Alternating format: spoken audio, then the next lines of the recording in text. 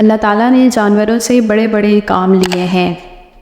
ایک چونٹی نے حضرت سلیمان علیہ السلام کی فوج کا رخ بدل دیا تھا۔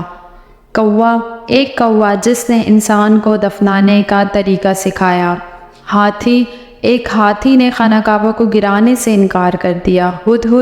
ایک ہدہد پوری قوم کے مسلمان ہونے کا سبب بن گیا۔ 7 تباہ کن گناہ۔ حدیث نبی صلی اللہ علیہ وآلہ وسلم ہے، حضرت ابو ہریرہ رضی اللہ تعالیٰ عنہ سے روایت ہے کہ نبی کریم صلی اللہ علیہ وآلہ وسلم نے فرمایا 7 تباہ کن گناہوں سے بچو۔ لوگوں نے پوچھا وہ کون سے گناہ ہیں؟ آپ صلی اللہ علیہ وآلہ وسلم نے فرمایا اللہ کے ساتھ کسی کو شریک نہ کرنا، جادو کرنا، کسی کو ناحق مار ڈال دینا، سود کھانا، یتیم کا مال ہڑپ کر جانا، میدان جنگ سے بھاگ جانا، نیک عورتوں پر تہمت لگانا، حق بات کہنے سے مت ڈرو کیونکہ نہ کوئی تمہیں موت دے سکتا ہے اور نہ ہی کوئی تمہارا رزق کم کر سکتا ہے۔ جب کوئی اپنا مقدمہ اللہ تعالیٰ کے آگے رکھ دیتا ہے تو پھر اس کا بدلہ اللہ لیتا ہے، کیونکہ اللہ سے بہتر انصاف کرنے والا اور کوئی نہیں ہے۔ شرک کے بعد بدترین گناہ اللہ تعالیٰ کی مخلوق کو نقصان پہنچانا ہے۔ یقین جانو کہ اللہ زیادتی کرنے والوں کو پسند نہیں کرتا۔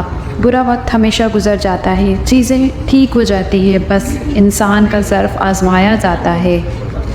وقت گزرنے کے بعد اگر کوئی قدر کرے تو اسے قدر نہیں افسوس کہتے ہیں۔ کسی کو اذیت دینے کے بعد اس کے صبر اور خاموشی سے ڈرو۔ خود کو سب سے بہتر سمجھ لینا یہ ایک ایسی بیماری ہے جو انسان کو کسی قابل نہیں چھوڑتی۔ اللہ ظالم لوگوں کو کبھی ہدایت نہیں دیتا۔ لوگ یہ نہیں جانتے کہ قیامت والے دن ان کے ساتھ کیا ہوگا، لیکن یہ ضرور جانتے ہیں کہ دوسروں کے ساتھ کیا ہوگا۔ رسول کریم صلی اللہ علیہ وآلہ وسلم نے فرمایا جھوٹ چہرے کو سیاہ کرنے والا ہے۔ زندگی میں پریشانی کا ایک ہی حل ہے، اللہ سے باتیں کریں، اللہ سے مانگیں، اللہ پر چھوڑ دیں، اللہ پر بھروسہ رکھیں۔ آپ کا وقت مقرر ہے، لوگوں کے لیے ان کا حساب کا وقت قریب آ پہنچا ہے، اور وہ ہے کہ غفلت کی حالت میں منہ پھیرے ہوئے ہیں۔ معجزے کرنا اللہ تعالیٰ کا کلام ہے، ہمارا کام بہت آسان ہے۔